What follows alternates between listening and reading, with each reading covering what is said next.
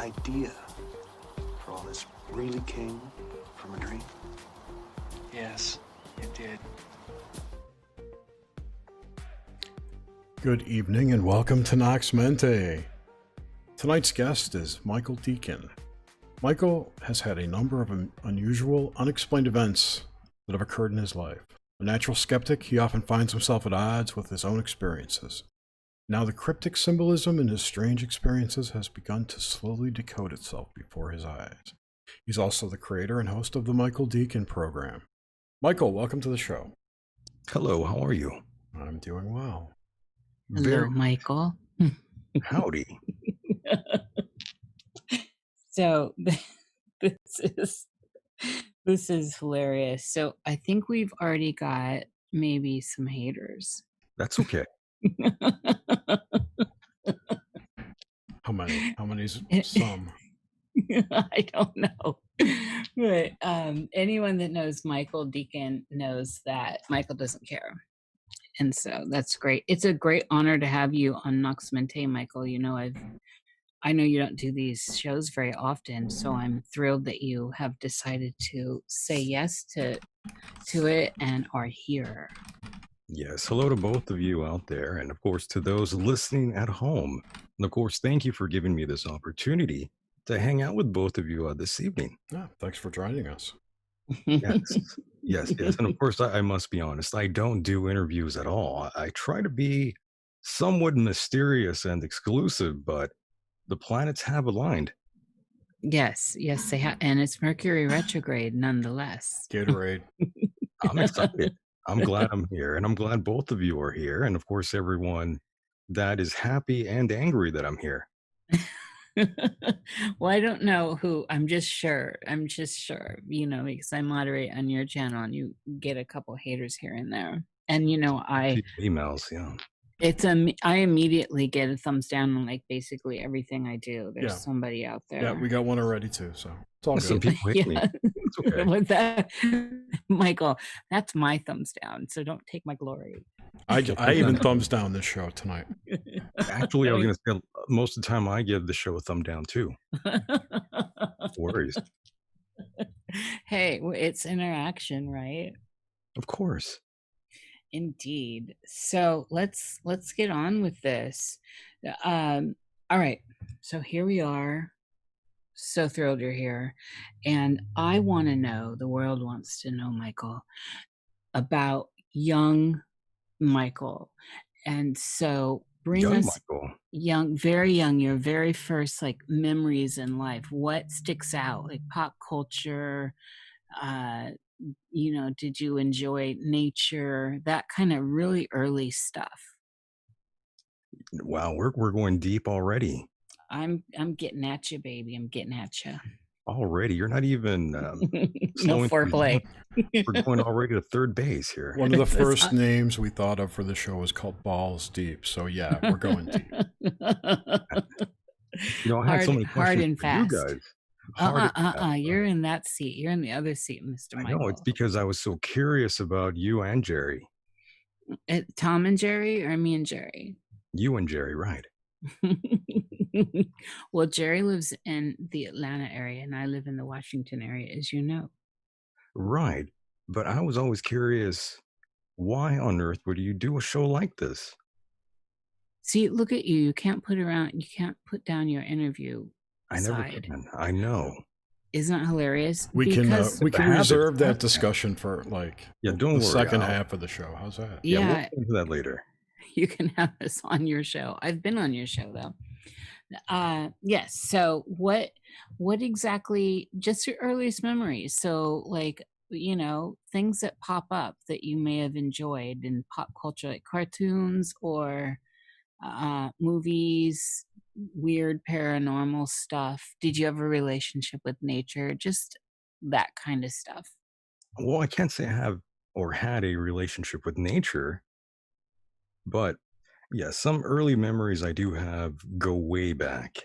And when I say way back, I mean even going back to like kindergarten and remembering some just weird memories of sitting in a room with a bunch of other kids and sort of not even liking it then. And I still don't like being around kids today. No kids for you, Mr. Deacon. No, I like kids. I just don't like other people's kids. Big difference. I feel the same, but that's the wolf in me. Were there things like, did you enjoy cartoons or movies or books? Of course, of course. Cat in the Hat. Oh, there's Who a doesn't love classic. that, right, Jerry? Dr. Seuss holds a special place in my heart, See what I mean? especially the Goo Goos. I think it's everyone, though. You know, there's like a required set of books that every child must read. Yes.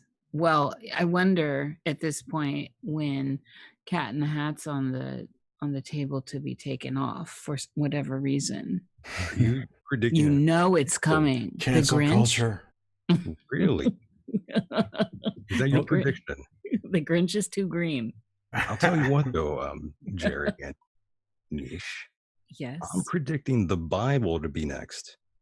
Oh, well, they've tried so many times. I think it's going to happen.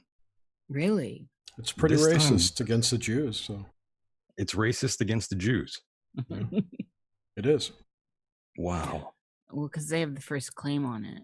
By the way, I just want to make something very clear. I'm not a right-wing wacko or a convicted felon. Aren't you? Neither just- are we. So Yeah. Well, I just wanted to put it out there, you know, for the record. Yeah. Are you getting accused of either of those lately?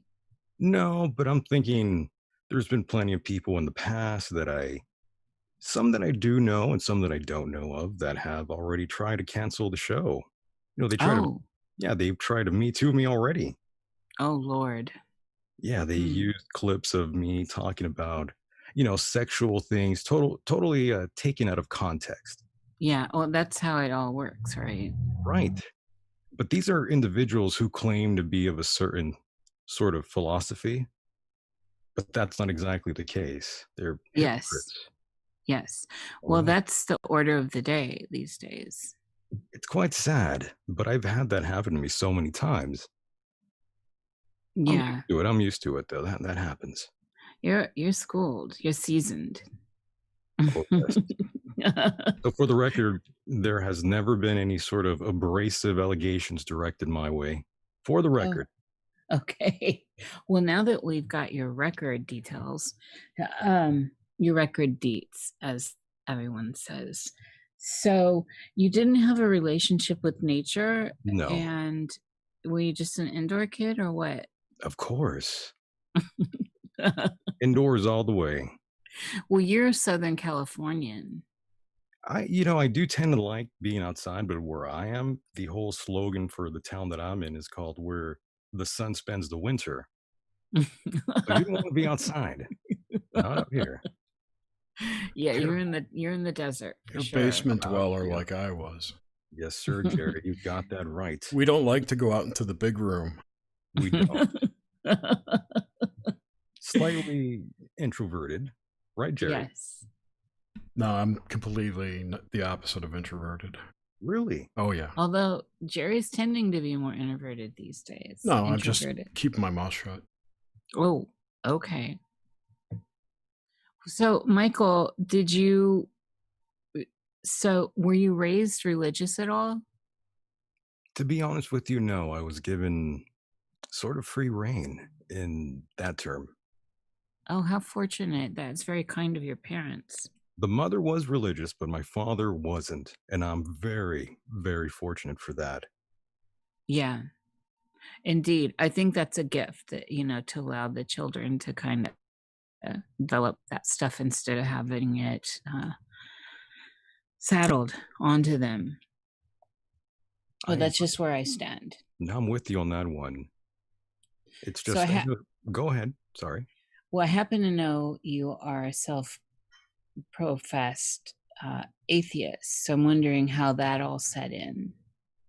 Well, I've been experiencing what I like to call a spiritual battle. Some days I believe that there is a creator, and some days I don't believe there is such a thing. So I go back and forth. For a long time, I was agnostic. And I Yeah. went back to thinking I'm an atheist. Then I realized, I should just say I'm an atheist. That makes much more sense. And for me, I find these titles are also cheap and shallow anyway. I mean, Of course. it's all kind of, I hate to use this word because it's been co-opted, but it is, these religious ideas and these ideas about consciousness and origin stories and all that are really confluid. And we move through the experiences we have. And if you're open, you kind of allow the experiences to become a story that you can entertain and possibly maybe a rabbit hole you can go down, but you don't have to commit. Right. One of the labels that I like to go with now is agnostic atheist. Oh, right down the middle. Yeah, just to, even though, again, I don't like labels or titles or being put inside any box, but just to make it easier for those out there who don't really follow along too deeply. If you want to get a rise out of people, just go with polytheist. That also works. Yeah. That also works.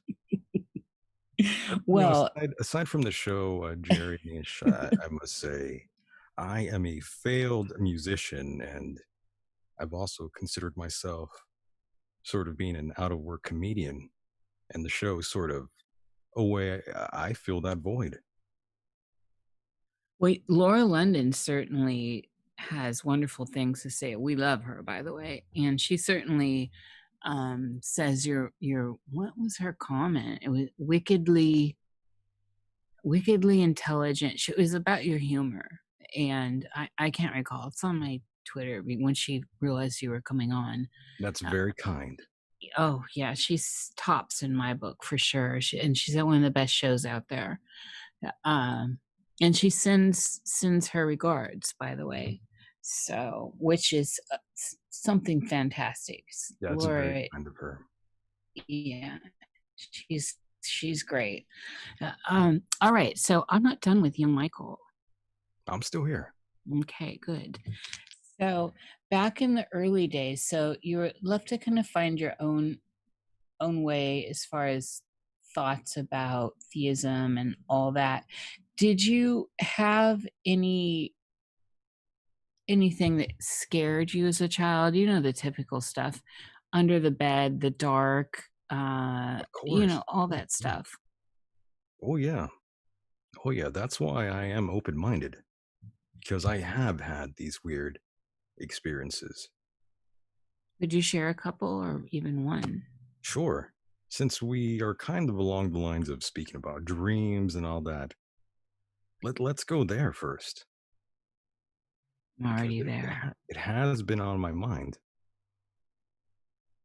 So, I've had all these weird experiences, and of course, one of them goes back to what we're experiencing now, of course. Which thing specifically? Yeah, I know, Michael. That's like a big statement. I know. That's why I'm going back into these memories as we speak about it right now, and oof, yeah, it's pretty crazy. My dreams have been intense, as you can imagine, and again, this goes back to the past and what we're experiencing now. I can't help but reflect a bit on memories from 2017. Even back then, I must say, I knew what I was experiencing during those lovely outings of mine would not last. I had this very odd feeling in the back of my mind. I knew that things won't go back to normal when I was out of, El Centro where I'm at. If people don't know by now, I live in a very small town called El Centro, California, way down south of California, obviously, for those who are lost. So anytime I would leave El Centro, I would go somewhere quite nice. And I would think, man, this is so nice. I appreciate the sand beneath my feet and the ocean in front of me.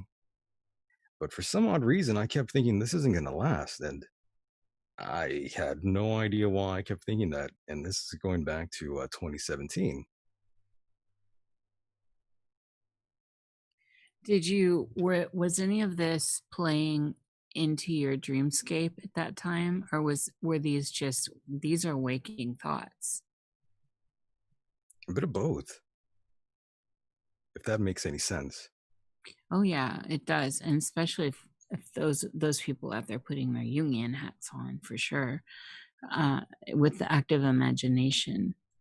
So, all right, I want to still, before we springboard up to 2017, I want to get back to young Michael. Sure. And things that you found a little bit scary. Now, I happen to know that down in the area, not your town specifically, but down by Joshua Tree and the Mojave Desert and stuff, and there's something very eerie in the night there. And I've always found it a magical area. And also, I don't know if I've ever really slept well down there, but it could be the heat. I love a swamp cooler, though. Could be the aliens too. Could be, yeah. Well, that's par for the course here, and I definitely want to get into some of that. Those pesky grays. Well, what about the reptiles? I mean, it is reptile land down there. Yeah, they're fake news. Well, the snakes and the lizards are certainly not fake news. So, but if we're anthropomorphizing them, perhaps. However, so the early dreaming, Michael, and the early Michael's imagination and all of that, what kind of things were swimming around that would have caused you any fear? And so I'm talking to the child, the young, before you became rational. Right. The grandmother passing. Oh. Mm-hmm. What made that so scary? Well, that's kind of when I started to really question life itself. And I also was thinking, I'm going to miss my parents when they die. Mm-hmm. Yeah. That's all I could think about. Yeah. Yeah. So that also scared me. And that led up to a strange experience I had. I must have been maybe 6 or 7 years old. And my grandmother had passed, and it must have been maybe a month or so after she had passed. And like many other grandmothers or mothers or fathers out there, depending where you are, I'm sure plenty of us can remember a time or two when someone we loved would be in the kitchen late hours. I'm sure some of your listeners can relate to that. Mm-hmm. Well, my grandmother was the same way. So she would always do this pretty late at night. And after she had passed, there was a time when I woke up and I knew I wasn't dreaming. And I heard noises coming from the kitchen, and I heard pots and pans moving around. And I went over there thinking, I'll go say hi to Grandma. Oh, wow. And of course I go, and it's empty. No pots or pans anywhere. How did you process that as a little kid? Oh, I was very scared. Yeah. Mm-hmm. Were you aware at that time? So you're 6 years old. Were you aware of the idea of ghosts and all that? Not really. I mean, I had seen something of that nature on movies and cartoons, but it really didn't process that way at that age for me yet. Right. This is young. This is 6 years old. I don't have that concept yet. Right. Well, that leads me into another question too. Like, what were you? And this is why I like to know, like, what people were being exposed to, as far as pop culture, with like comic books or TV or anything like that. Stories from the family, and so this was this your first death too? Yeah, I believe it was. Mm-hmm. So that was your first confrontation with death. Right. Yeah. And so did you dream of her at all? So you have this experience about a month after she passes in the kitchen, which is also very eye-opening and alarming at the same time. And I find that interesting because it leads you into being where you are now, which is kind of the atheistic, agnostic middle ground. When this is kind of a significant experience early on. So, with the other world, with consciousness not being bound to the physical body. And so, did you tell your mother or your papa? Not till years later. And what was the feedback you received? My dad believed me. Yeah. Actually, yeah, I haven't told my mom, but my Was dad it his mother? it was. Hmm. Yes. So I'm thinking something must have happened with him that I don't know about. Yeah. I'm Well, I'm he's the assuming religious one. no, No, no, no. wait, the mother's the Mother. religious one. There you Yeah. go. Yeah. Mhm. I didn't write that down. So, okay, back to Granny. And in when she passed, do you remember? I don't know if I just asked you this or not, but did you have dreams of her? That I can't say. I don't have any recollection of any dreams that particularly stick out. And also, in when she passed, did your how did your parents explain that to you? Because when the kids are that young, there's some explaining to do. Sure. And to be honest with you, I don't even recall what they told me, if they did at all. Hmm. I think they just let me experience it on my own. That grandma's just not in her body now. Just gone. Yeah. Interesting. I don't remember them explaining anything now that I think about it. Yeah. I don't think so. Yeah, it was the same for me. It was just all of a sudden presto.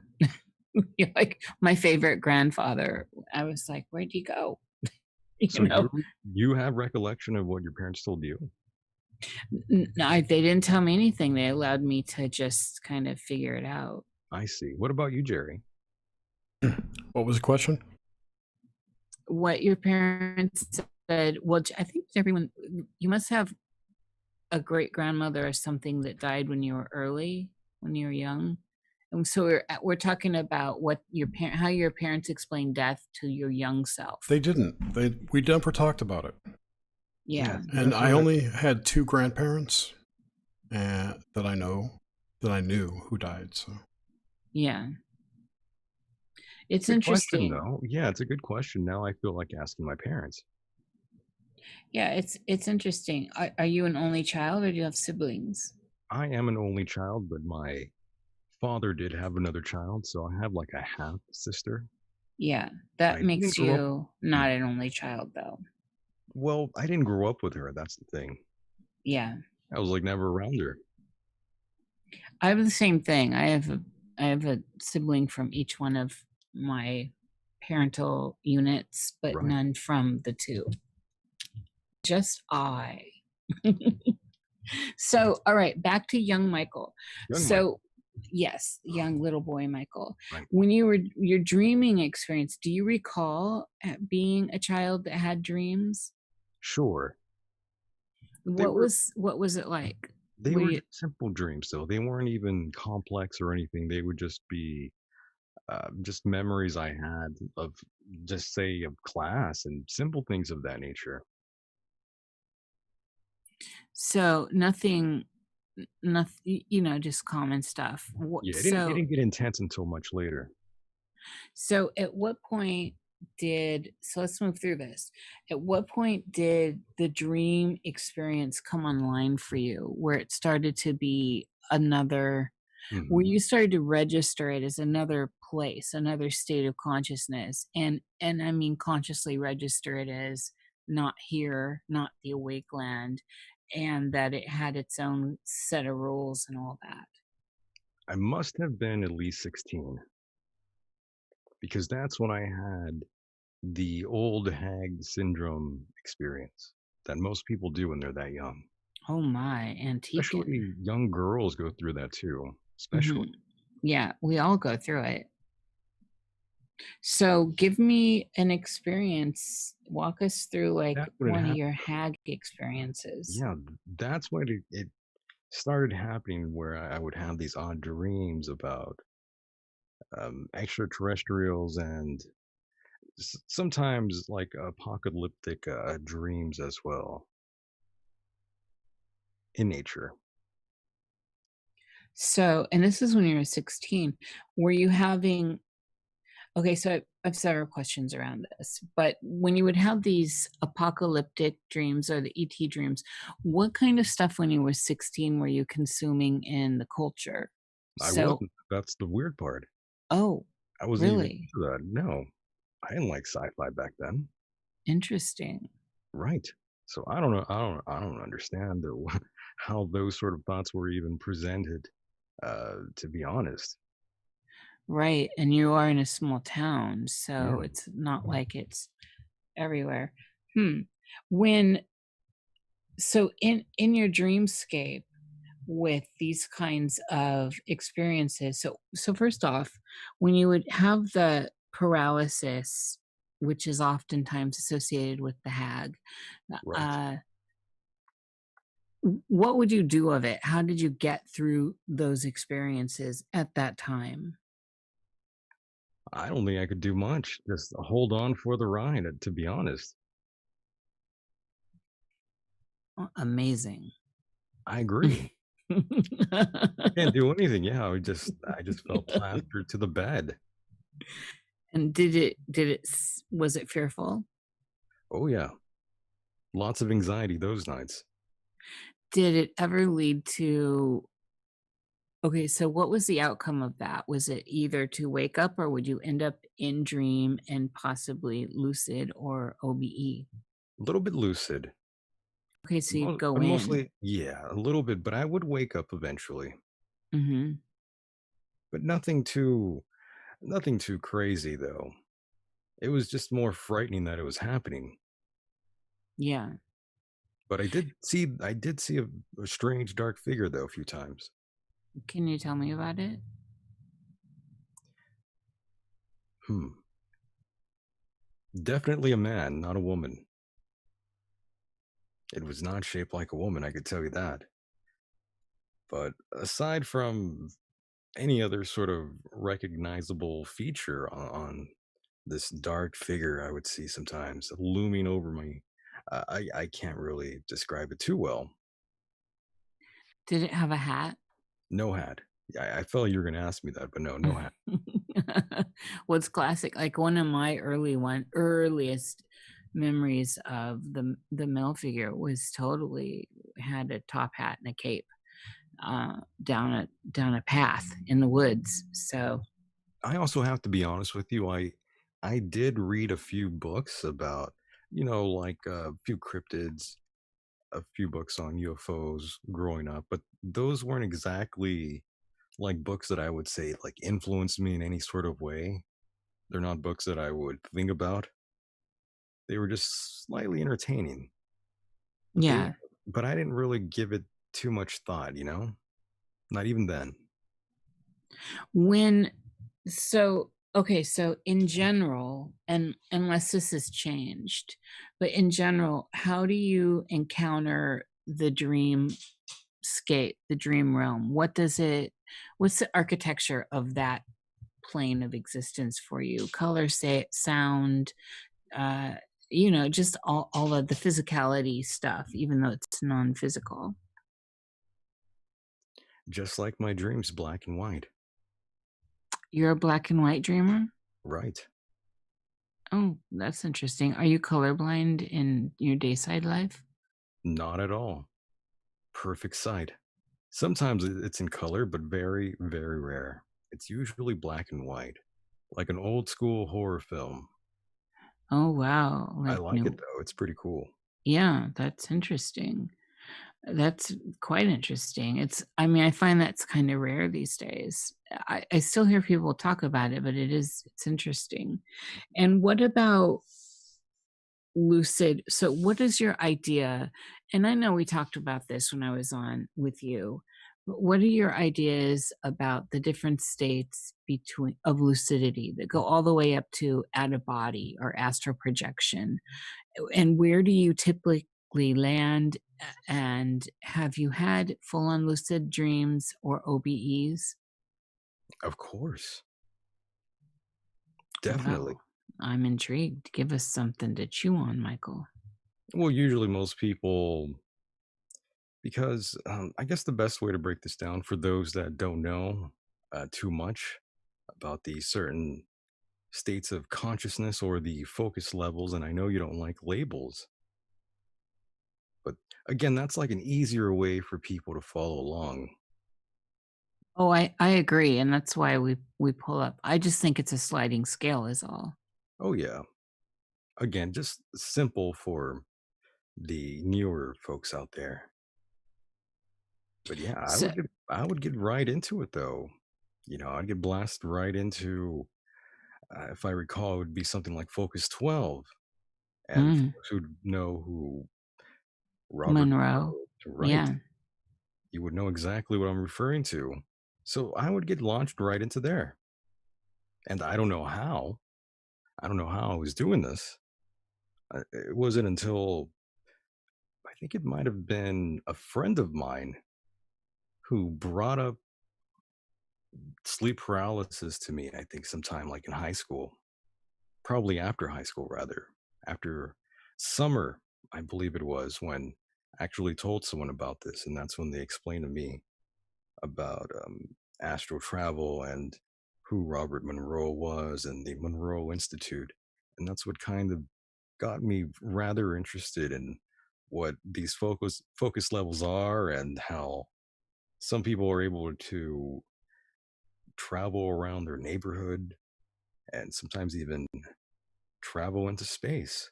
Of course, I can't do any of those things. I'm not even sure if that's even possible. But there are people out there who claim they can, but I don't make any of those claims. Just like the strange incidents I've had in my life, two very odd, strange incidents happened. But I'm not going to jump into conclusions, but I definitely won't dismiss the whole thing. And that goes into something you said earlier about the desert and an experience I had out there in Joshua Tree, which I can quickly mention here if you want. Oh, please, yeah, bring us into that. Sure. But the beautiful thing was I wasn't alone when it happened, which makes it very important. It was a shared experience, as they say. I agree. Those are more validating. I'm always happy to report those kinds of experiences when somebody else encountered had the same, can back it up. Right. And I try to make it a habit of proving things uh, that I talk about. It's all So about, what was this experience in Joshua Tree? well, yes, I was also loading up the memories of that. And I would have thought I lost my mind if that factor was not existent, by the way, the whole shared experience. If I was just alone, for sure, I would have just thought, okay, I lost my mind out here. But to make a long story short, I can conclude to you and to the listeners out there that this experience did happen.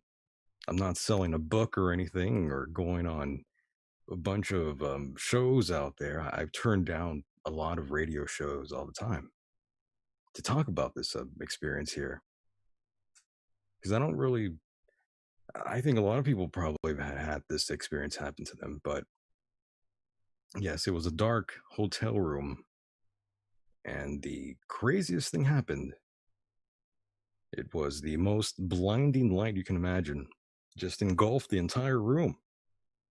And even as I closed my eyes in this hotel room, I could still see the very intense bright light. Very, very bright white light. And I was told this sort of a thing manifested right behind me. And of course, I looked at the news to see if a meteor or any sort of strange anomaly must have happened, anything like that. But no. it was all just a normal day or night out there. It was a strange experience, and what makes it even weirder is the things I was saying leading up to the experience, and that's a whole another long story just in itself. But I had said Well, if I we don't have the experience time it, to talk about it. I'm interested in this one, by the I was way. just gonna say to make a long story short, I had been doing the show, and I was saying if I don't experience something out there, then I'm just done talking about um, extraterrestrials. I said, and the afterlife, and then this happened, and the rest is history. What did you and your companion make of it when you were piecing it? So when you have these shared experiences, for me at least, I'm always one that I want to dive into the details. Like, how did we end up having this experience? Don't know. That's And the part. Yeah, we don't know. And I just said the first thing that came out of my mouth was, "Did you see that?" That was the first thing I said, and they said yes. That was it. Just silence between us both. It was the weirdest thing ever. It wasn't until much later when I kept bringing it up and saying, What the hell was that? Did that actually happen?" And yes, oh, it happened, all right. Again, I would totally dismiss it if I wasn't with someone else. I would have said story's bullshit. yeah, well, of course. I mean, I know this about you, especially when you call yourself an atheist too. So Yeah, so again, I don't know what it was. I have no clue. I don't say it was God. I don't say it was the Easter Bunny. I don't say it was Muhammad. I don't say it was George Floyd. I don't say any of those things. hilarious. What was the mood? Pretty good. And of course, I wasn't high on drugs or anything like that either. What was there like an electrical charge in the air? What was the quality of, like, I you know didn't how feel the that. I didn't feel that at all. It just felt like any other experience you would have in a hotel room out of town. Totally normal. Everything was cool. Nothing felt out of place. Everything felt as it should be. Then this happened. And I'm still confused with what that was. I've talked to a lot of people, from David Sarita to Dr. Michael Shermer to Michael Aquino. A lot of these conversations I've had with these individuals, I've had in private. I wish I had those recorded. But I've gone over all these things with these folks, and they've told me a long list of theories of what that could have been. And some of those things I wish I could share with you guys now, but I don't know if I could reveal some of my private conversations with these people. I don't want them to get too angry with me. I do have some morals about me that I do want to keep. well, privacy is a good moral to have. Yeah, I just don't So want to get into that.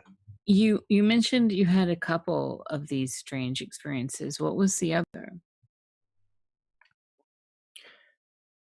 The other was actually with my father. I was at my parents' house when this happened, and they have another great story too. By the way, maybe I should go back and tell you that story. Yes, bring us into it. This happened to both of my parents, and as you know, the mother religious, the father not so much, much more open-minded. He believes in extraterrestrials wholeheartedly. He's deep, he goes in there. He loves UFOs. And the mom, for a short time, she wasn't really too deep with with her religion. By the way, she wasn't that deep into it at the time. She sort of was like taking a sort of a sabbatical, as they say. And And what religion is she? he was a Jehovah Witness, by the way. Okay. Mm. Yeah. Don't they have like an alien mythos? I don't really know a lot about The them. good thing is I was not doctored into any of that, so I can't even tell you. They left me alone with all that. Thank God. Yeah. No special underwear for you. No, well, that's the Mormons. Oh, okay. See, I get them all confused.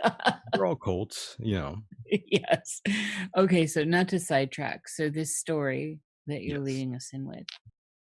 definitely, definitely. So for a few years there, the mom wasn't very religious, and then something odd happened to them both, and I'm super jealous. My dad had sent me a text message telling me to drive over. He said, "Quick, something over the house." I remember he put that. So I ended up driving over there, and of course, I was too late. My father described some sort of triangular craft that sort of moved like some sort of squid in the ocean. That's how he described it to me. It was some sort of translucent sort of figure of sorts. It blew him away. He had never seen anything like this, and it was up above the house. And once my mom saw it, it freaked her out so bad she went back to religion there for a while.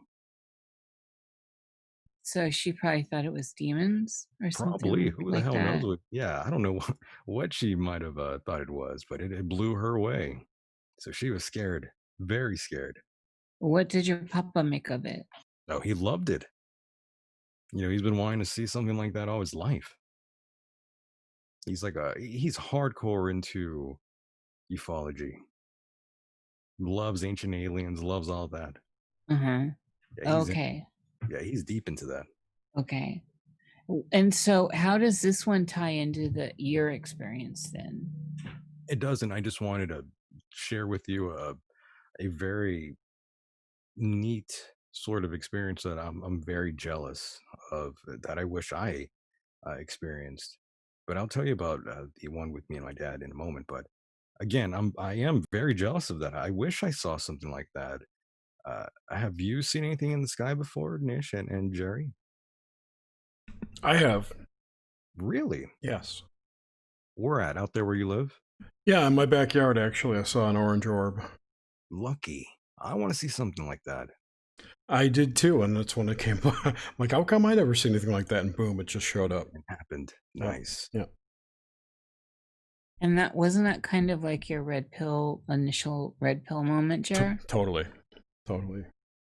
So That's the problem with me. I'm still skeptical about everything. I was totally skeptical.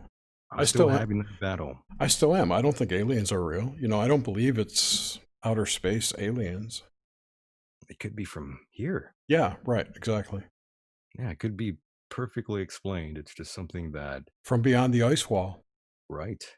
or demons, because everything is demons.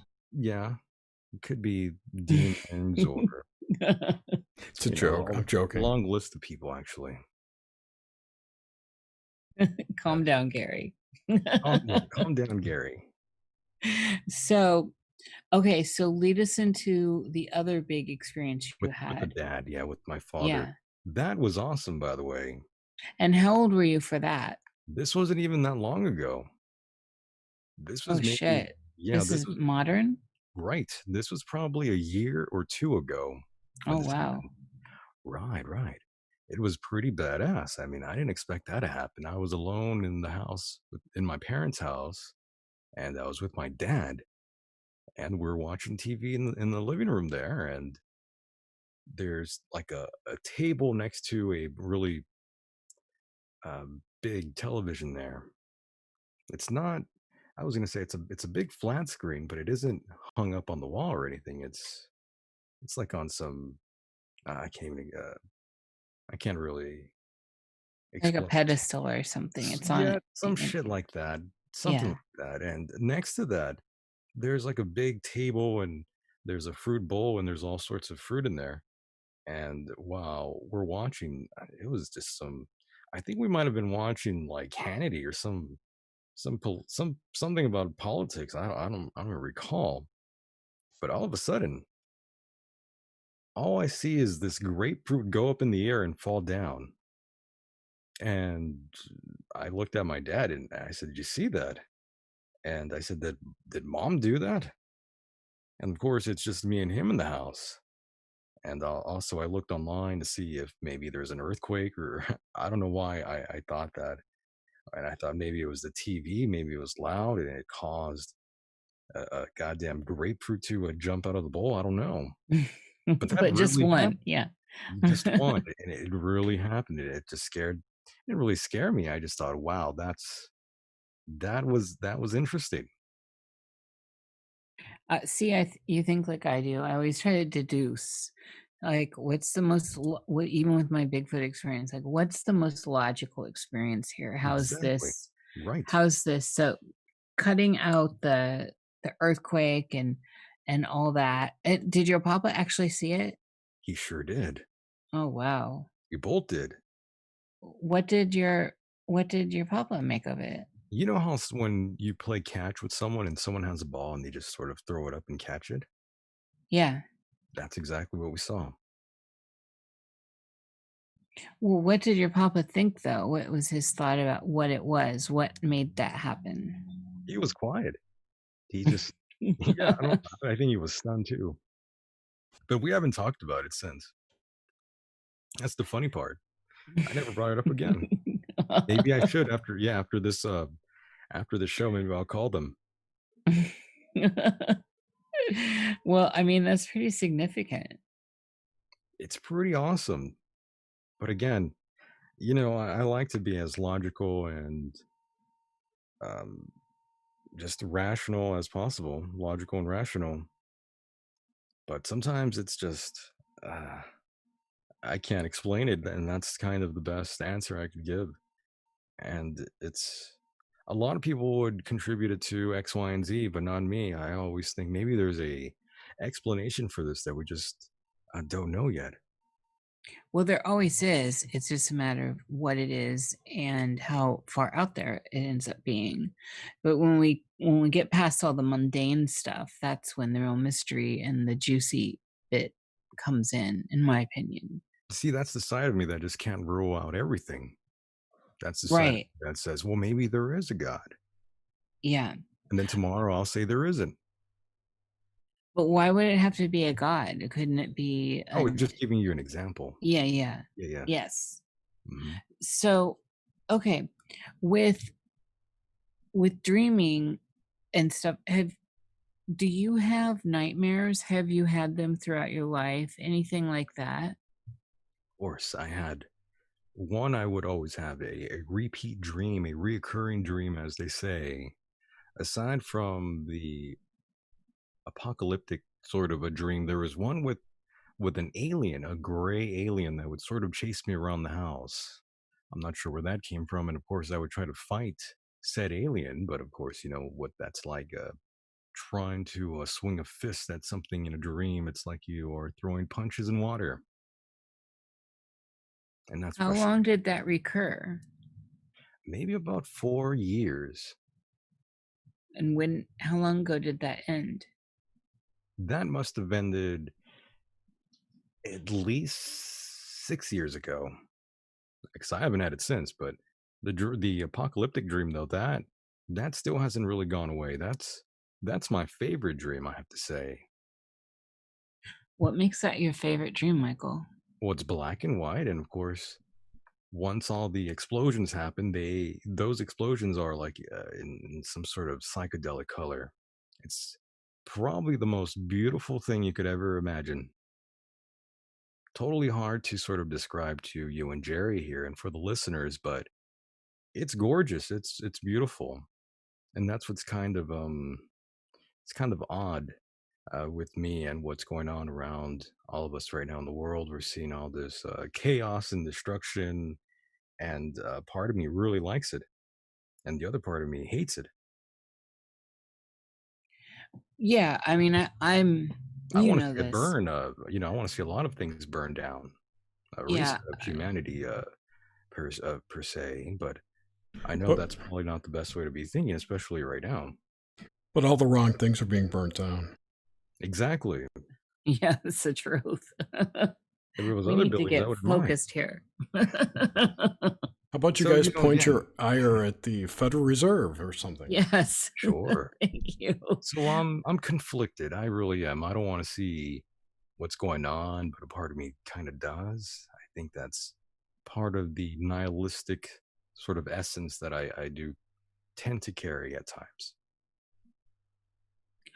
I certainly share it. I've always been on that side of things where I just have a rebel gene, and so I have issues with the idea of being governed.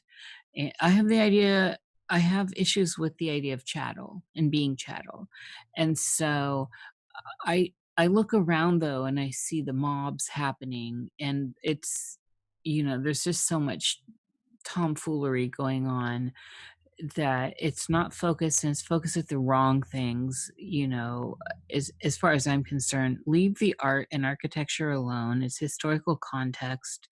Leave leave people in your neighborhood alone that are servicing you, the corner store down the street, and this and that, and really get at the heart of it. Get the corporations, get the administrations. And that's where I find it a little more, it seems more productive in that way. uh and also on the cop factor, I know so many good cops. So do Eh, I. Yeah. yeah, you've said this on your show, and I mean, I really do. There are great cops out there. They're people too.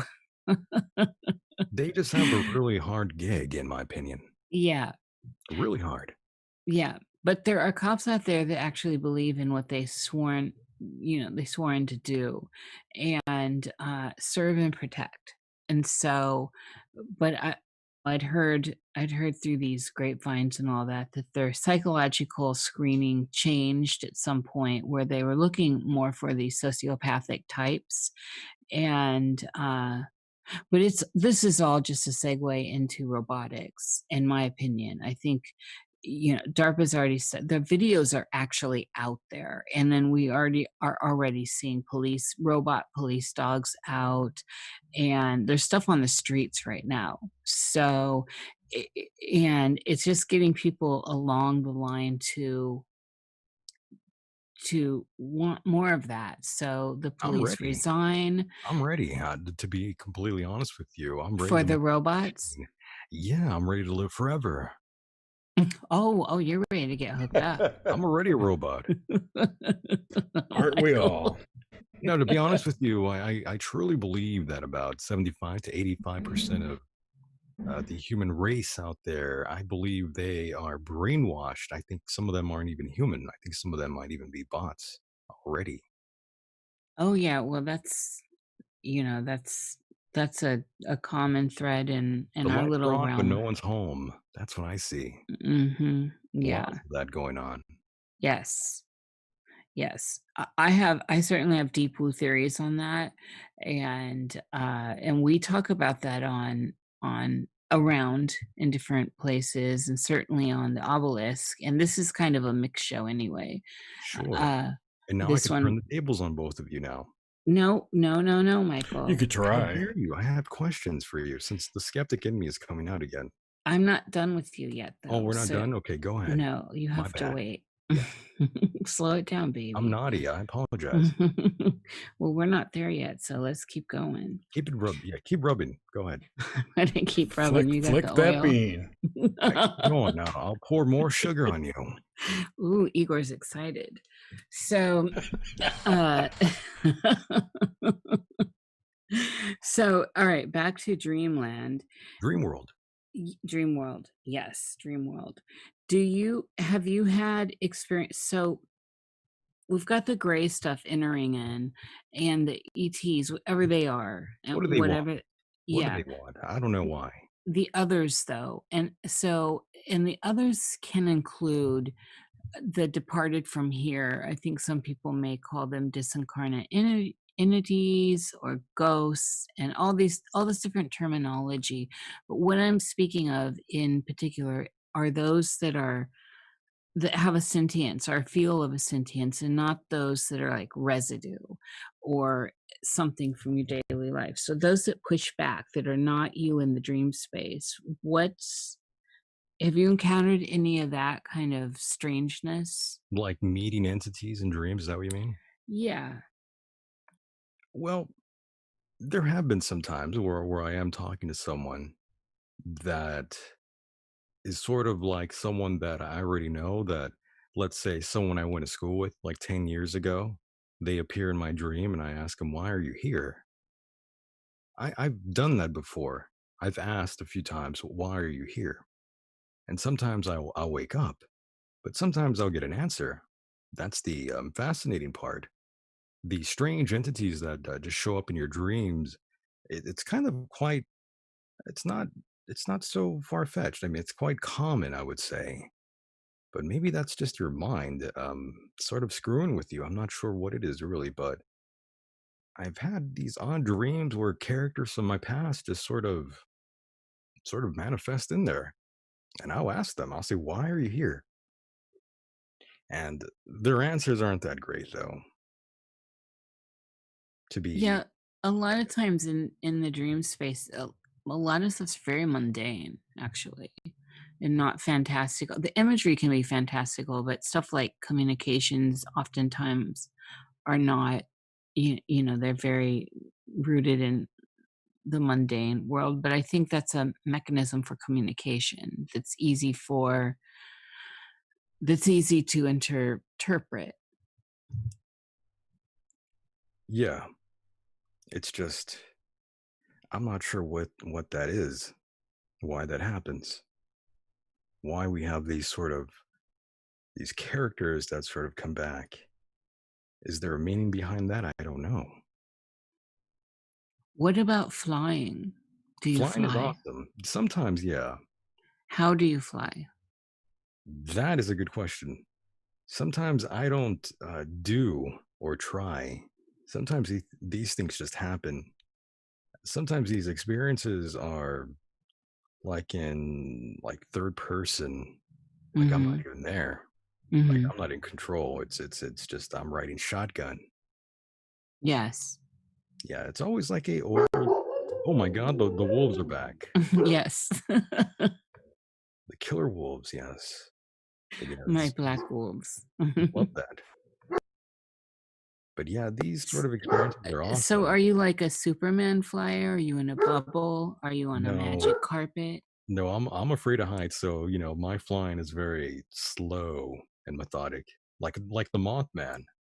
Slow and low? Barbecue?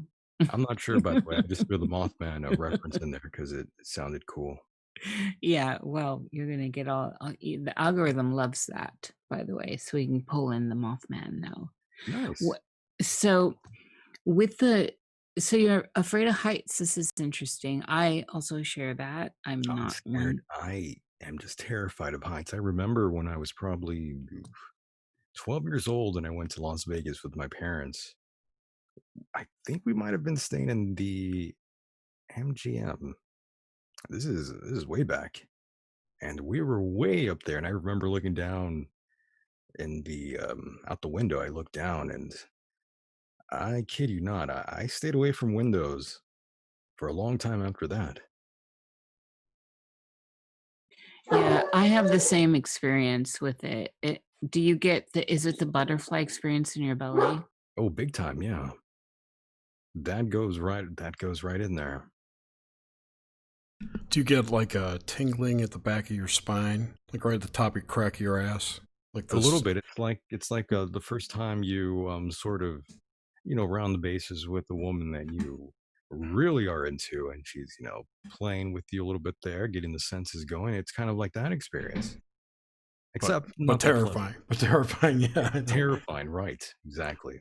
It's like just the thought of going on to one of those glass rooms that hang off the Sears Tower in Chicago or something like that. It's Oh just my God, I would die. I get that feeling just from thinking about that. Oof. No I way. love that we all share this because yeah, I'm not having it either. You too?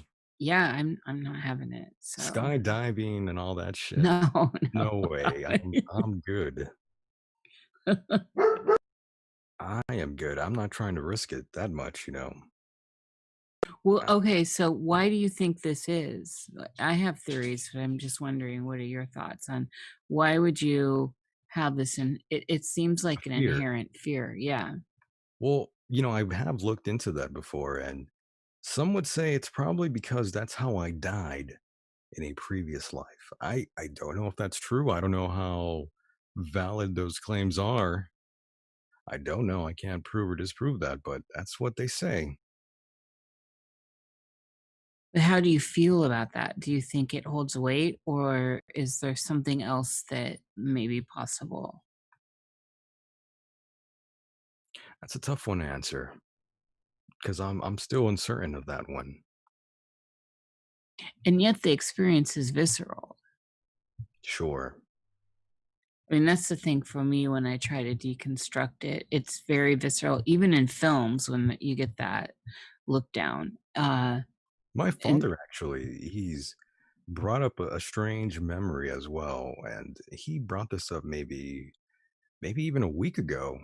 He tells me that he remembers a lot of things from when he was really young, when he was maybe like at an impossible age to even be remembering some of the discussion he had with his mom. And there was another story he told me where he was remembering past memories, he says, from like the Colosseum. He thinks in his mind, I don't know how, but he in has some sort Rome, of, yeah, I was gonna say he has some sort of like odd memory of it, and he's gone into details, and it's the weirdest thing. You're gonna have to talk to him one of these days. I find that interesting. And, you do have kind of a Roman look to you, by the way. So, Good lord. although, you also have a Spaniard look, but you do have a Roman look. So maybe there is something going on with your papa in Rome. There might be. That's why I'd be very interested to really trace my DNA because I I'm like a hybrid of sorts. I definitely don't look like most people out here. That's for sure. Oh yeah, you know how I feel. I think we're all hybrids of some sort, unless you're in some really remote place that didn't ever see outside influences. I'm a carny, I like to say. Ooh, you get me excited there, Michael. Caligula Barnum. That's right. Amazing. Goddamn amazing. Okay, so back on this idea of others, though. And so I don't like to qualify others. I like people to bring in the idea of, I like to get to the idea of what that concept is for people. And so it can be inclusive of like ETs, uh, ghosts, entities. It can be all encompassing. It's very rainbow, isn't it? So aside from dreaming, where do you land with the idea of things that are other than us, that are different than us in the fact that not non-human, I guess is where I'm going, that are non-human. Are you asking me what I make of it? Yeah, I mean, what do you make of it? Yeah, of those kinds of things. I mean, you've already mentioned grays, and we know your papa is balls deep into all that. Balls deep, right? Yes. uh, but where do you stand? And like I said, I don't qualify this, so this really can represent the full gamut of ideas of other than what we are, apparent humans, right? Apparent Cro-Magnon, you know.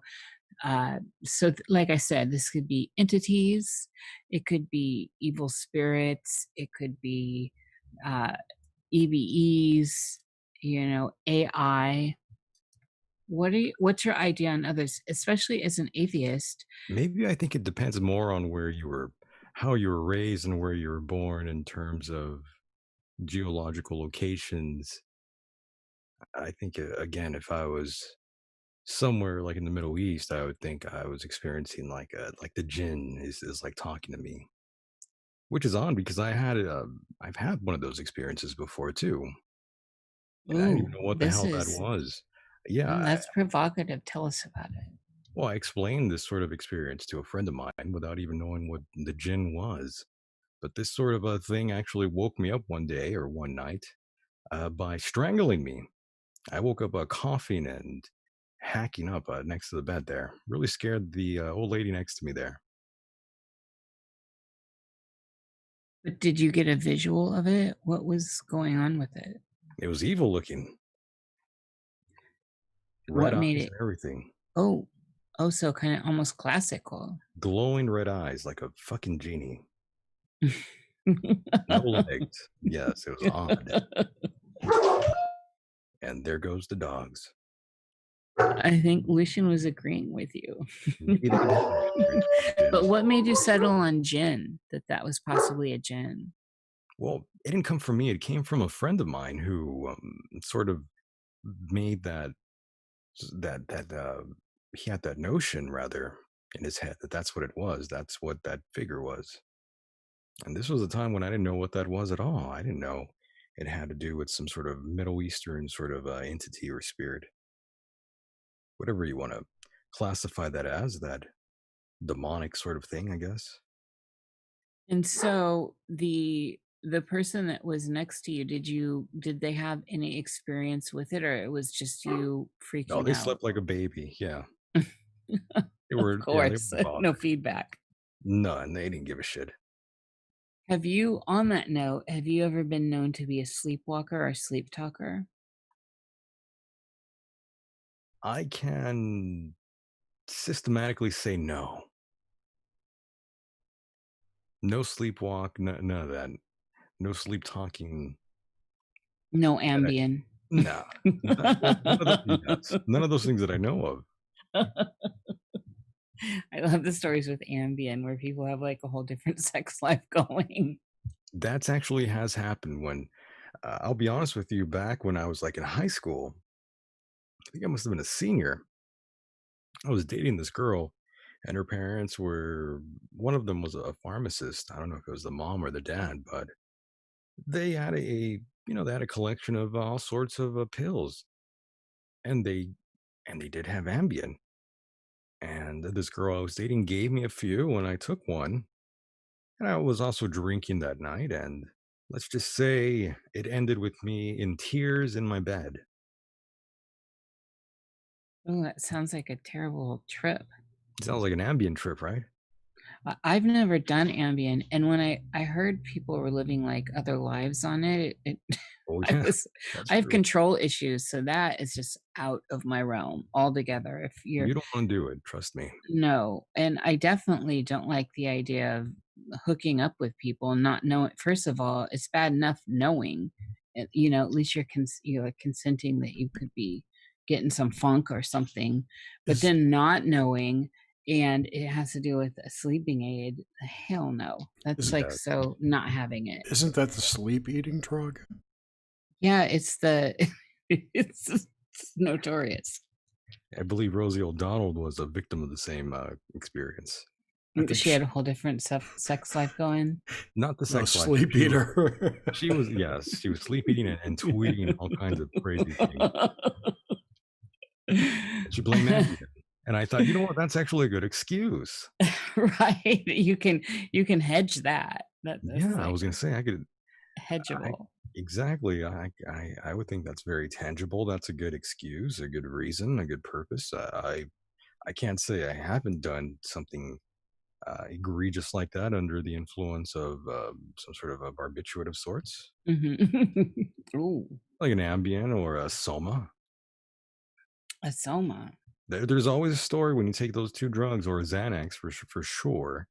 If you take more than you should, you're always going to wake up and have a story. Of course, See, you're not gonna remember it until maybe 48 hours later, then you'll still have a story.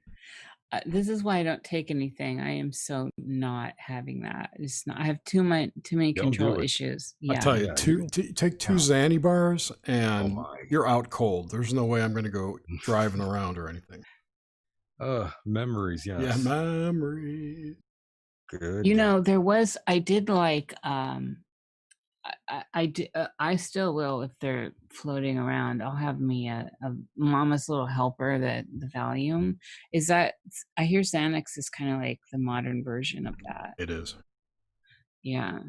Well, So, let's just say a friend of mine, he was driving a 72 Buick, and we were oh, that's classic. messing with those footballs, as we call them, Xanax, Yeah.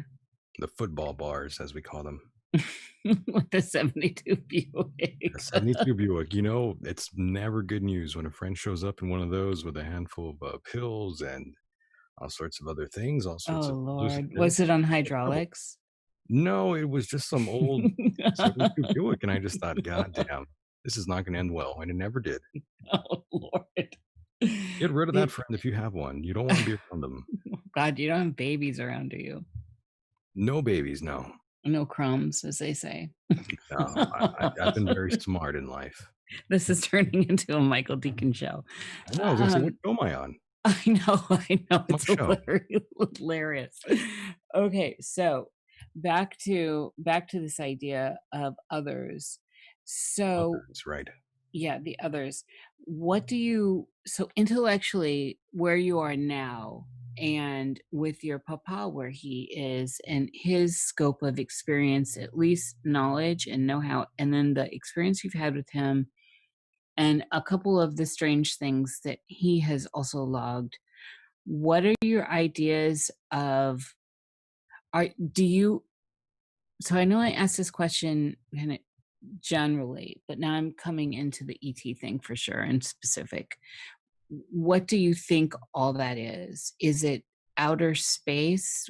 You know, what are your ideas on space in general? Let's start there. Space. Yes. Well, space is forever. It's endless possibilities of what can and cannot happen. But of Is course, it different than the ether field? I don't think it's any different. I think it's all one of the same. I think all of this is just all one, as you know. And in 2020, all bets are off. Anything is possible. That's my mindset right now. And of course, the skeptic in me, Mm-hmm. the one who looks at it from the inside and outside, I always think, well, how do you explain the out of body experience? Are these hallucinations, self delusions? Mm-hmm. Is that what that is? Or is this a psychotic episode, perhaps? Are these memories that we've surpassed somehow and now they are up front because we're stressed out in our lives? Are these things that we sort of just made up? This is a form of psychosis. That's the skeptic in me. That's the sort of thing I think about when I self-reflect into all the things I've mentioned here and all the experiences I've had. I always wonder that myself. Were these psychotic episodes that I experienced? Was it all bullshit? Did that actually happen? I don't know. And that's the skeptic in me. That's the spiritual battle inside of me that hasn't stopped. How do you come upon the idea that this is a real experience, that it's as tangible as anything else? Like what makes this apparent reality real for you? Well, the fact that things hurt, life hurts. So that lets me know that this is real, if that makes any sense. Oh, but haven't you had pain in a dream? Never. Really? I have not felt pain in a dream. I Not felt even emotional pain in a dream? never. I felt But glorious in fear. all my dreams. Not even You fear. okay. You're like a super I love it. something, or I'm like addicted to that. Yeah. okay. That's another thing, another reason why I like taking breaks from enjoying cannabis, because the dreams are so intense and for some it freaks people out, but I accepted them. All the horrible things that happen to people, these strange dreams they end up happening, and they don't want to go back to sleep again. They have trouble sleeping because of a said dream. Not me though. The worse, the better. Do you do you have dreams when you're on cannabis? Very rarely. I prefer I prefer what it's like when I'm not on anything. I'm just straight sober. That's when Yeah. it gets crazy as hell. Yeah, they get really vivid then, Mm-hmm. for sure. Extremely vivid, like if it's actually happening. But no But pain. If I think it's gonna really hurt me, I just wake up. And I already know I'm dreaming though. That's another great thing. I'm always cognitive, if that makes sense, that I'm always aware. well, that's a higher state of lucidity. So in all your dreams you're aware that you're dreaming. I'm an aware and I don't know if I'm completely in control because again, I'm like in that third Well, person controlness and perspective. awareness are different. You Right. know, there's a Right. difference there. And Yeah. So some people do like to get in and ride the control thing and be the architect. I They can't like really to. do it though. I mean, I could sort of manifest a few things in the dream that I want to happen. I could do that. I can't explain how I could do that, but I've done that time and time again in the sort of a dream world. Mhm. But as far as like really just controlling everything, I can't do that exactly. It's sort of like I'm limited in what I could do, if that makes any sense at all. Oh yeah, and it's actually common.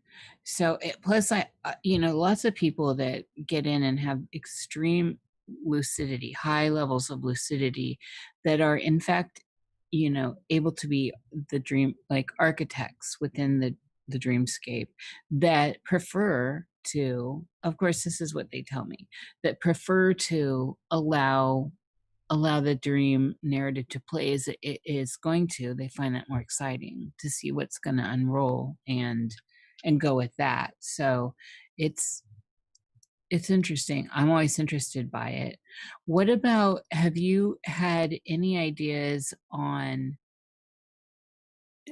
so in this doesn't have to be segregated to the idea of dreaming and your dream life. This is one for just a general sweep of your full point, 0 point of consciousness. What are your ideas on other states of consciousness that, let's start with death. What do you think goes on? And this is where there is a line in the sand between an atheist and an agnostic. Ah, yes. Death. Very scary stuff, right? It's like forever, right? I don't know. I'm asking you. Everyone Right. knows my opinion. Oh, I don't know your opinion though. We'll save that for later, Michael. No worries, no worries. But yes, death. It's a very odd sort of thing, and that goes back to some of the memories I had of when I was really, really young, thinking I don't want my parents to die. I don't want to die, and I still feel that way. But death is very final. Yes, going back to the silent tomb, as they say, going back for the long nap. So And do you think that there's nothing, that's it, game over? a part of me feels that way. Part of me feels we don't have any tangible evidence that would demonstrate that there is an afterlife. How do you demonstrate that? Of course, that's the question. But But you had this early experience with your grandmama. right, but see, that's where that the skeptic in me comes out naturally. Mhm. I still question myself, and I question death itself as well. I think, well, it seems pretty final. I don't have any evidence that would prove otherwise. But then there is that part of me that wants there to be an afterlife, wants there to be some sort of experience. And when I talk to other people about the afterlife, I always ask, so what do ghosts do? What do they do in the afterlife? What do these ghosts, what are they up to? What are their activities in the afterworld or afterlife? What could they be doing this whole time? And then, of course, I think about rebirth. Hmm. That always goes through my mind as well. Do you think is it possible that we could be in the afterlife right now? This could It's be your possible. afterlife, It could be. I don't and rule you're it out. subscribing to a set of rules, Right. and clearly the outer world around us, whatever that is breaking down, and things that people thought would not ever happen are happening. And so a lot of impossible stuff is on the plate now, from scientific advances that are being publicly acknowledged now, to geopolitical, just the fabric of our reality is completely breaking down. I know you acknowledge that, and you Sure. actually, you're thriving and reveling in it. So I really that's am. It's incredible, really. If I always think of it in the way of someone's going to be making money out of it. Why can it not be you? oh yeah, yeah, oh of course. But see, this gets past my point though. If there's no reason why, this is existentialism, but there's no reason why this, for me, this can't actually be causal causality loops, reverberations of lives and consciousnesses, uh and all this stuff, all this muckety muck, and we're in this afterlife state. I mean, clearly we have pain, and clearly there are high stakes. However, how high are the stakes? We're looking at all this stuff play out before us. We all sort of have this sort of like a paradoxical sort of existence. Hmm. It's kind of funny, right? It is. I mean, that's one of the grand things here There's a lot of too. It's self contradiction, yes. definitely, in some of the things that I think about and subscribe to. Sure, Well, and that's where the good stuff is. I always think about that as well. I think a lot of the stuff I talk about, there's some self contradictory there at times. Well, it's like That's smashing the spirit. particles. That's the spiritual battle with it from within, I would say. Absolutely. But if you don't smash these particles together, these ideas as particles together that are contradictory, how do you break ground? How do you know inside of a dull rock that there might be some glorious crystals like a geode? I mean, Sure. there's just so many ways to approach this that it seems limiting. We limit ourselves. This is the Eight of Cups in the tarot, or the not the Eight of Cups, the Eight of Swords in the tarot. We limit ourselves, and by limiting ourselves, are we doing ourselves a favor? Do you think with this just pure materialism that this is the game and it's the only game, this experience of life? Well, all you have in this world is yourself. You don't have anyone else there for you at the end of the day. It's just you, your Oh, my thoughts. mama told me. That's a Tracy Chapman song. It's a good song, but yes, life is all about loving yourself first. People forget about that though. And that's when they fall into depression, and that's when their hatred comes about them. And it's exactly another example of what we are seeing today in front of us, right before our very own eyes, especially in TV. You can see what's going on. Mm. Lots of angry individuals out there, and it all goes back to simple things, going back to the household, going back to controlling one's anger and the character that is from within that individual out there who's angry, that hates the world, that hates themselves. It always goes back to the moral character. That's what I see in life, really. I don't see any sort of a racism or anything. It always goes back to the character of that individual. So with all this kind of territory we're walking on, what are what are your ideas of the vastness of experience? So the way that some people speak of reincarnation, or the so this is taking you out of atheist territory. Right. But I gather from our chat here, and then others I've had with you and all this, that I mean, you're definitely open. It's not like you're closed off. But No. But this why does atheism have anything to do with afterlife? atheists Or believe there is nothing okay, after. okay. It's Well, I don't hardcore. exactly mean that. Different atheists out there have different sort of understandings and sort of, I guess, definition of what they truly believe. And I'm under the notion of I just simply don't have any tangible evidence that would prove to me personally that there is or isn't a God. That's what I mean when I say I'm an atheist. Right, which Right. is And that's a classical definition of it, and I agree. I'm the same way. I think Which it's means all I don't have evidence. The yeah. absence of evidence, just like I say, faith is not a tangible pathway to truth. the way I understand it, and trust me, I've been a card carrying Faith is COS just not member and a all that. faith is just not a reliable pathway to truth. That's just it's always been that way for me. I always come back to that. I don't know why, but that is always something I always roll back to. Well, there's the idea of like I was married once upon a time, Oh my and God. his father, it was a hot, fiery, You were beautiful. married. I was. It was hot and delicious, My and he was goodness. very Johnny Cash. Uh, anyway, so but his father was totally an atheist, and he was like, "Burn me and throw my ashes in the trash can." And I Whoa. got into a very intelligent man, and in many ways, his son Scott, whom I married, who was raised a Catholic, by the way, Right. was very atheistic as well. And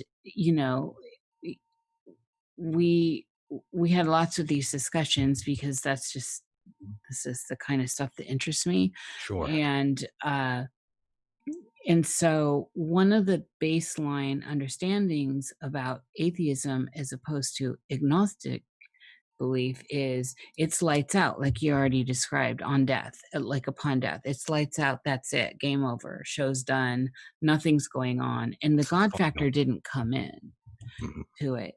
And whereas opposed to agnostic was, yes, they're open to the possibility that there's gods and all that other stuff, but they're also not closed off on the idea of it's not necessarily lights out when you die.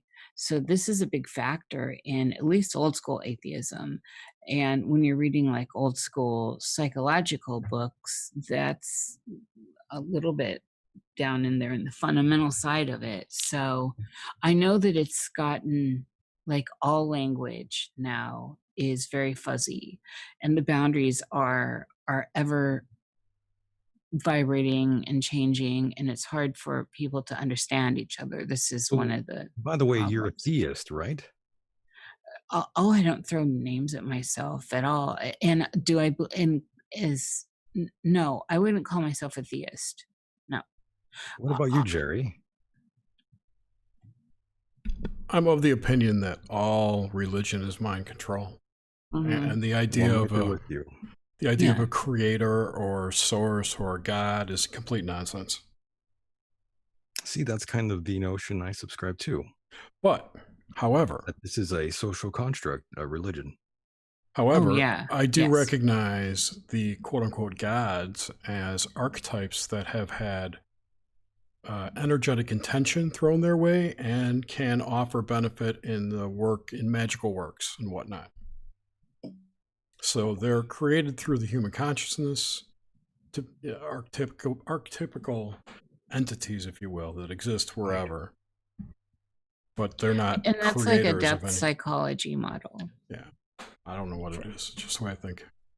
Well, it's a depth psychology framework for sure. And which is lovely. I mean, I got caught in that trap for years.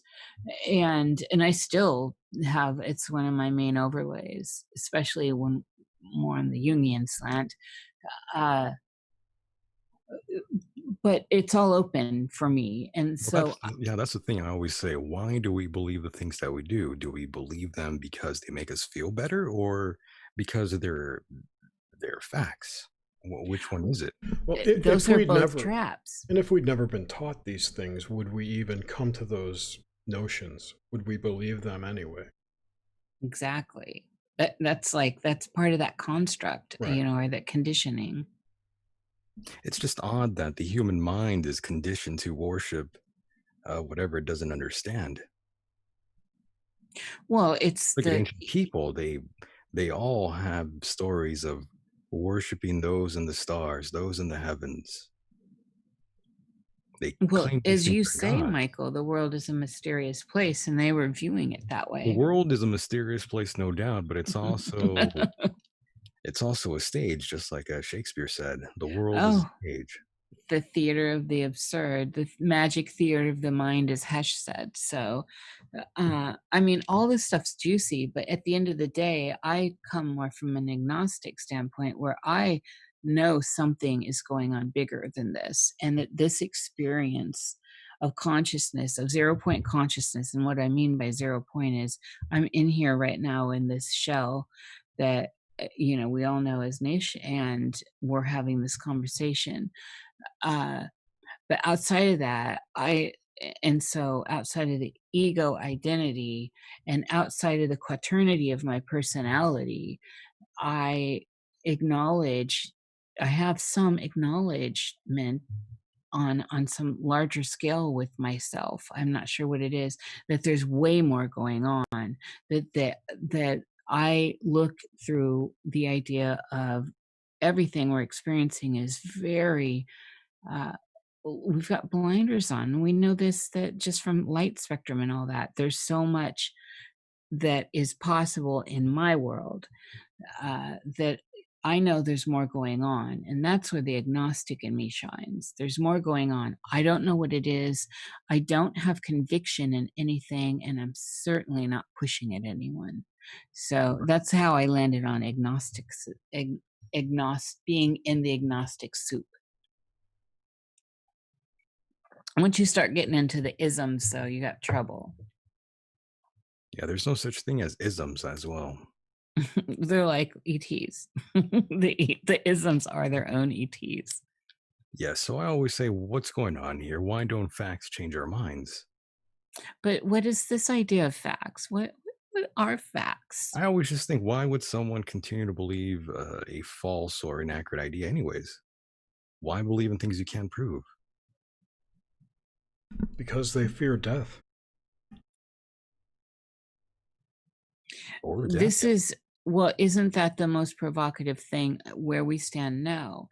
Because this is the veiled Isis. Death is the great veiled, goddess. Death is outer space or inner space. Death is that which we can't access until we do access, and there's no road back. And so, and I love the veiled Isis mythos. It just sings to me. So, but we're all headed there, and that's what I'm constantly saying. There's as many different people on the planet. Everyone's road coalesces. We bottleneck into that's a single point, just like Earth was when you came in. No matter how real this is, it's like the VR experiences that are happening now, where they tap into your nervous system, where you can be in a virtual environment, and if you're tapped into your nervous system, you're going to feel pain, you're going to feel pleasure, you're going to feel loss and sadness and great joy. And I postulate upon that idea of this now tech that's available to the masses. How is that a differentiation point between this, Michael? Well, that's loaded. That's a whole lot there to consume there. I'm always throwing you big bones. You really are. I mean, how do I even explain any of this? Well, I'm asking your ideas, so you don't have to back any of this up. It's just Sure. ideas. It's just like, where are you with chewing this kind of fodder? And that's all this show is about. This is the night mind. It's just, I don't even know where to begin, to be completely honest with you. Well, so I guess that segues us into the idea of sim reality. As I was saying, you can get right now, you can get hooked up with neural receiver VR experiences. And which is funny because 20 years ago, when my mother was still alive, and there was a guy named David who worked for Lockheed Martin, who she was hoping I'd marry. And he had taken me into, this is in Atlanta. It had taken me into Lockheed Martin and was showing me tech that they had then. He was quite high up. And there was full on crazy VR experiences. So I remember he put me in this one setup, get up, and I couldn't even function. It blew my mind, seriously.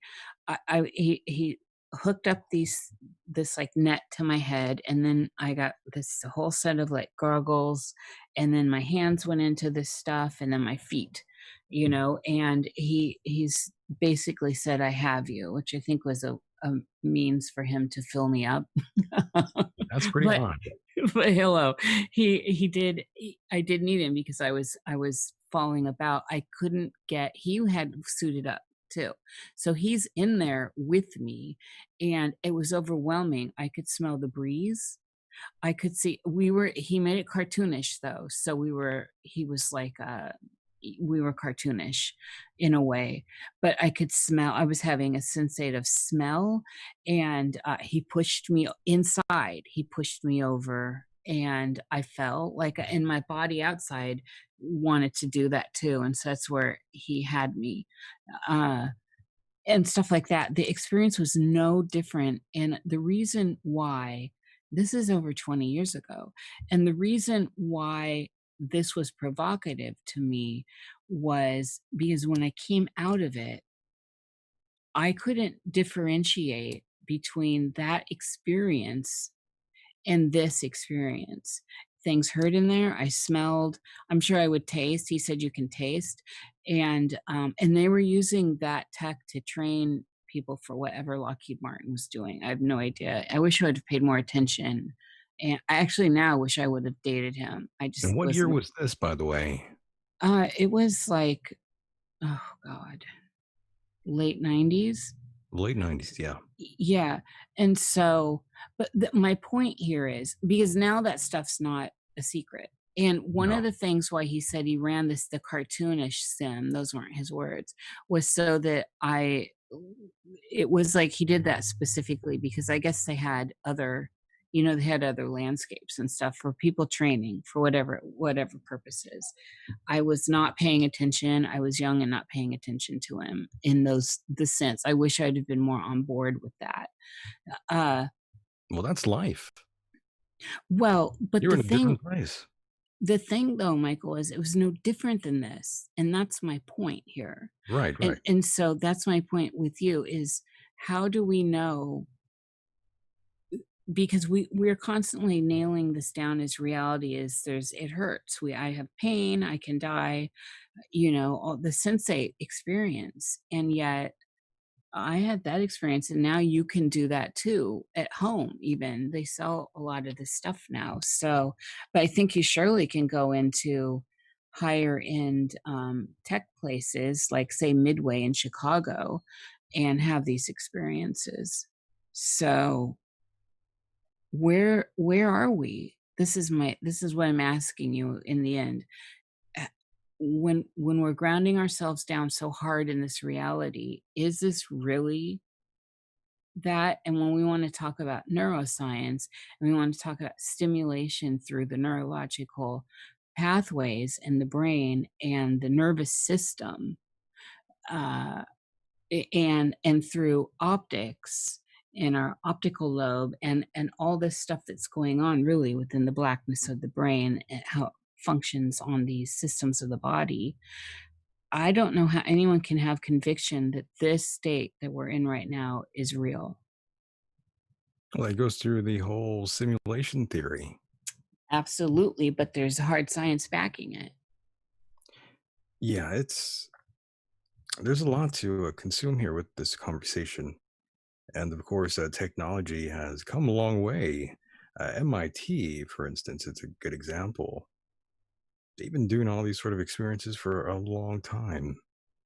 Devices that Yes. read your mind, and of course, devices that you just hook up, and just with your thoughts, you can control certain things. And of course, there's another technology I am thinking of right now. I'm forgetting the name, but I think it's something like Wi. Hmm. Basically, you could see through walls using Wi-Fi signals. Yes, yes.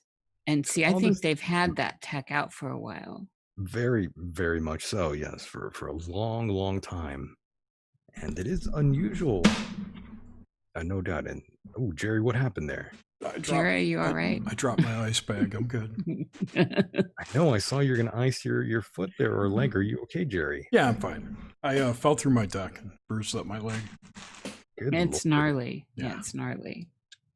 But that technology was, if you are a believer in, it's not, I don't think it's predictive programming, but what people call predictive programming. There was like a similar technology displayed in, I think there was one in Fringe for one, but mainly in the Black Knight or the Dark Knight Rises, one of the Batman movies where they did this echolocation with cell phones. So yeah, that idea has been out there. Yes. Yeah, it's out, it's seeded for us. It's there and it's accessible. And that's part of the magic here. That's part of the sigil, is if you can get it seeded into ideas. This is where artists and visionaries come in and present it to the collective and give it to them in a constructive way. They can see it. Therefore, if they can see it and visualize it, they can create it and bring it further into a deepening idea of this reality, whatever this reality may be. Otherwise, there's no bridging. There's no synaptic stuff happening. If there's you've got to create the bridge. What's even weirder is that there are people who say they've had like a mutual out of body experience, Hmm. which is odd in itself.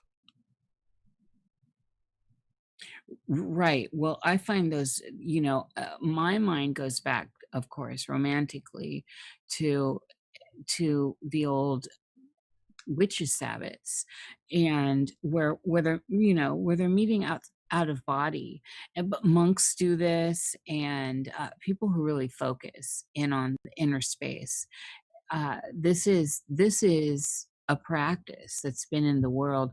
I've read about orders of nuns doing this, and it's usually people that are having, for lack of a better word, hermetic lives, or hermited lives, or monastic lives, where they're intentionally stepping away from the collective, the chatter, if you will, of the collective. And therefore these other realms are easier to access if you're not being bombarded with stimuli all the time, which is part of what I think some of this fuckery in our world is now, right? This overlay seems to be getting thicker. And now with like people like Elon Musk and his Skynet, whatever he's calling that. What is that thing called above us that's happening? Starlink. Starlink. Mr. Deacon, did we lose you? No, I'm here. I was just thinking of the other thing he was creating, the Neuralink. Yes. Right. And look at the link is in everything. It's actually called the BCI, The BCI. Okay, that's what it is. the brain computer interface. Right. But it's commonly known, though. So it's out in the public. It's commonly known. It's like with the Hadron Colliders. Everyone just thinks CERN, right? Well, there are several. CERN's the biggest.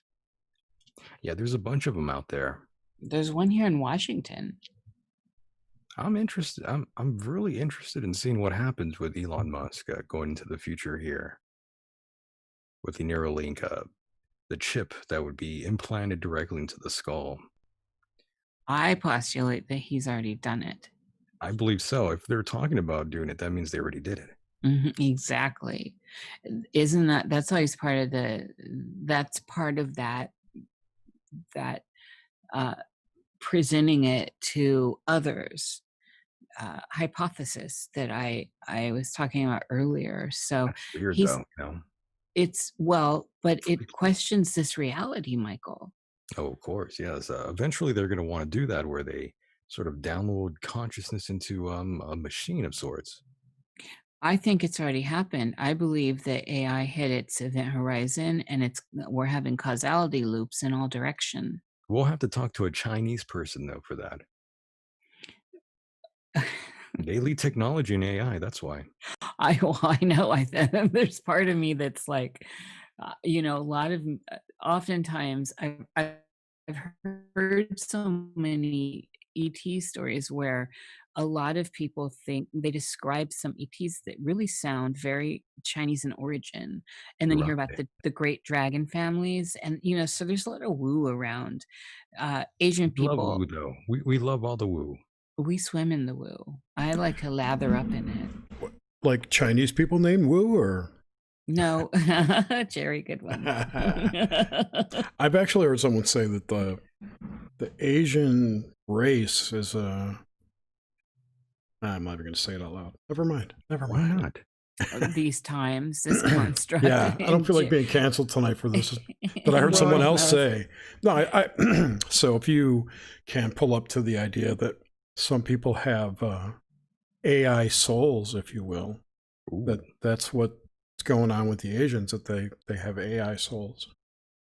Interesting. Well, I mean, my co-host brought up Christopher Columbus, and I was thinking, why are you asking me about Christopher Columbus for? I mean, he did quite well in his travels, but it was actually the Chinese who discovered America. Could have been. Nobody knows. And even if they do know, they're not going to tell us because it goes against the narrative, quote unquote. It seems like they might have. I mean, they have the oldest marks out there. Yes. Out here in America, if you look at some of the findings that Chinese explorers may have discovered America long before Europeans arrived here did.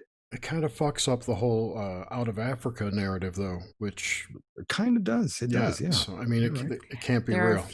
There are a few disrupting with evidence, with archaeological evidence that disrupt the out of Africa narrative, and certainly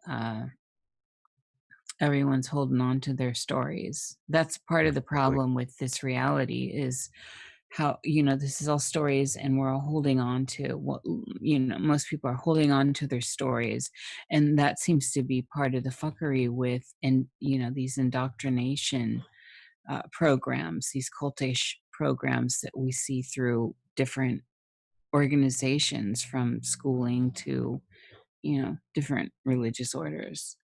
I'm wondering, we are at that mark. This went really fast. Yeah, it's almost time to end this, right? I know. Don't get too excited, baby. Jerry, do we have questions? Not yet. I guess nobody's got questions for the good deacon.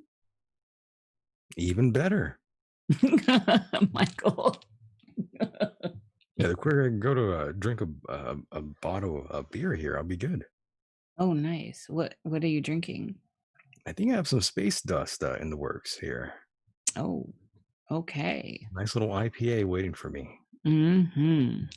You're kind of an IPA guy. Don't let us stop you from enjoying it, please. Well, especially here at the end. Okay. I know. I'm just too far away from the fridge. Oh, you're tethered. I'm thinking I need to buy like a mini fridge. Yes, and park it near your Just put setup. it in my room. Mm-hmm. Yeah, that'd be a great idea. You'll have no reason to leave your room. Exactly. All right, so I've got no questions, so we can wrap. It's all good. Yeah. Well, I got questions for you guys. Again, have you been enjoying the quarantine? We'll start with you, Jerry. Absolutely not. But it hasn't really changed my life. Right. It hasn't changed my life either. It definitely hasn't changed mine. Have I enjoyed it? Because it hasn't changed my life. I haven't derived anything from it, but the idea of it is bothersome. Is so like the idea that there's a power structure behind locking us up in our in that idea I don't like, because I don't like the idea of being governed, period. I don't like the chattel idea. So, but no, and as far as people around me, social distancing has been a way of my life. Keep away from me. Yeah, I just see it all as a lot of programming for, for a lot of nasty shit to come down the pike. I see. I Mhm. see. Mhm. And another question I have is, why did you choose this project? And has it turned out the way you wanted it to? Jer? Um, the why, as I've explained so many times, is that we wanted to do a podcast, but didn't want to have a regular podcast, quote unquote, a conspiracy podcast like everyone else, who has the same guests on over and over to talk about their latest book or whatever. We wanted to talk to these people, but explore different angles with them. So Nish came up with the dream idea, and it all kind of came out of that. It was very organic. We just Yeah. decided to do something and made it happen. And one of our goals was, as Jerry just said, that kind of more natural.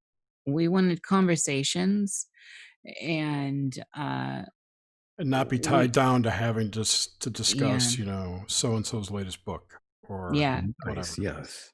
We wanted this intimate feel, like we're hanging out, and these are our normal conversations in life. So this wasn't even a stretch for us. We're No. not like, "How's your hair doing?" kind of people. Yeah.